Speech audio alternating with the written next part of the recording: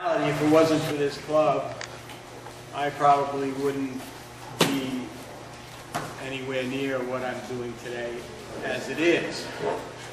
So I have to say that the club was really a great help to me, you know, starting my little career in wood turning. When I first started, I just happened to get a lathe. My business had folded. I had a cabinet company, and the business had folded in around 1991 or so. And the machinery was split between me and my partner, and I got the lathe, a little Craftsman, pretty much like the one that's back there in the corner.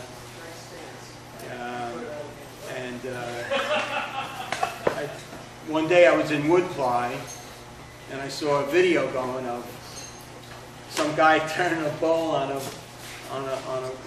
lathe. And I said, "Geez, look at that! That's amazing." I said, well, "I got to try that." So I, not knowing where to get wood, I mean, not really thinking about it that much, and what I used to do is glue stuff together to make something big enough to turn. And there was a book I got from the library. It was called Complete Wood Turning. It was a paperback. And in the paperback there was some pictures, and then one of the things it showed you how to make a little segmented ring to turn. And I said, wow, that's how to make something big enough to turn. So I started doing that, and I started making these things. And I do mean things. And they're a segmented ring with a slab of board on the bottom and a slab of wood for the top. And as you can see, I made it fit real good. I hope you guys, you know, I'm sorry that I have to sit like this. I hope everybody can see. So this is what I started ending up with.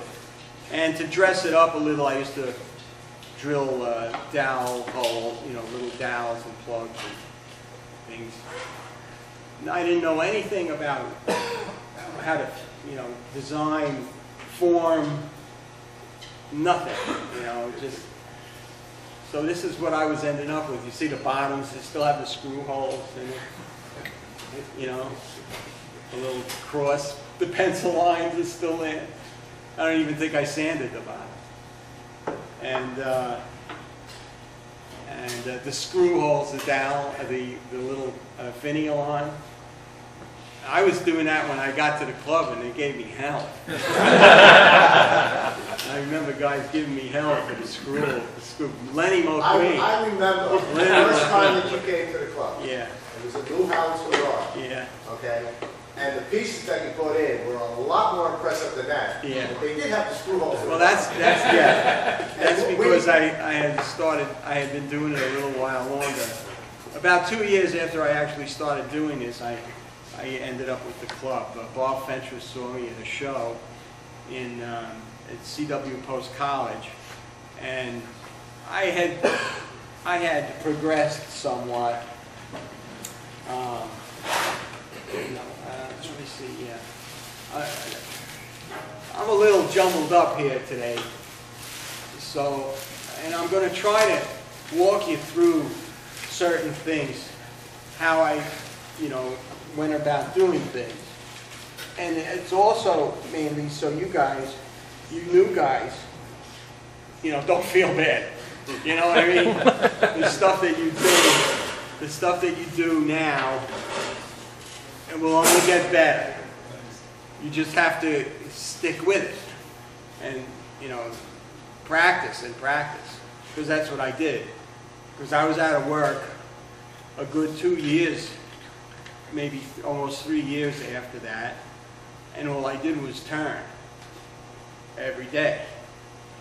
lucky for me, you know, and I also was able to make a little money doing furniture repair and stuff because I worked out of my garage. But, okay, now, all right, so let's put this down, yeah. All right, so when I started finding out that I could find large pieces of wood around to turn and how to mount them with the face plates and things like that, I started turning stuff like this.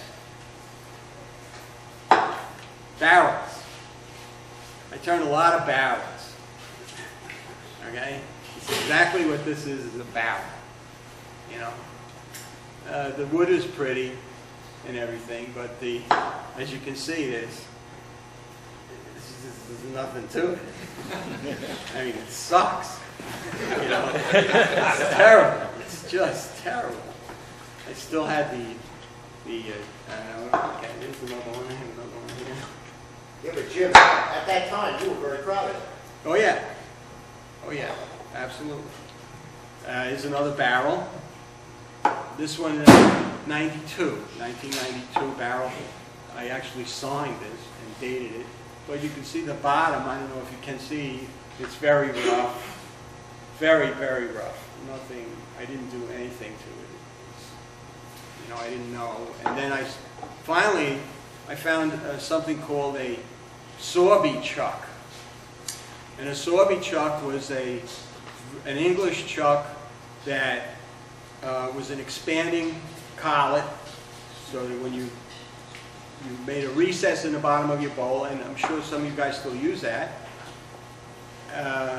or use it to fine effect, I'm sure. But because of the size of it, it would limit you to the size of things you could turn and the way you could shape things. Now, the reason this thing was a barrel, because look at the size of the chuck that was holding it on. Okay, it was, you know, I was limited. You know, I was limiting myself, and I'm not realizing it, and again, still not having too much of a clue about form or anything. Just making hollow things, you know, and pretty awful. Here's another one. And now I try to fancy it up a little bit, and it's still awful. Just awful. I have to say, and again, the chalk limited things. The bottom is just as wide as the top. The same thing with these things. The bottom is just as wide as the top. I tried to, now I was thinking a little bit, and I was trying to get some kind of a shape, but I just wasn't doing it very well. Not very well at all. The reason I still have these things, and they haven't been thrown into the fireplace, is that my wife adores them. So we keep them. Another one. Another type of barrel kind of thing, only, you know, it's straight. Now, what I was trying to do here is lift the form off the table. So I figured, well, let's put a plinth on there or something, you know, just to give it some height and a little more shape. But I still wasn't dealing with it properly at all. It wasn't really at all. Now, what we do with these three pieces is we keep them on a shelf, and we put them in a group like this on a shelf in a bookshelf, and it's not too bad. I like them better as a group than individually, and that's why I suffer them. You know, or else my wife would kill me if I wanted to throw them away.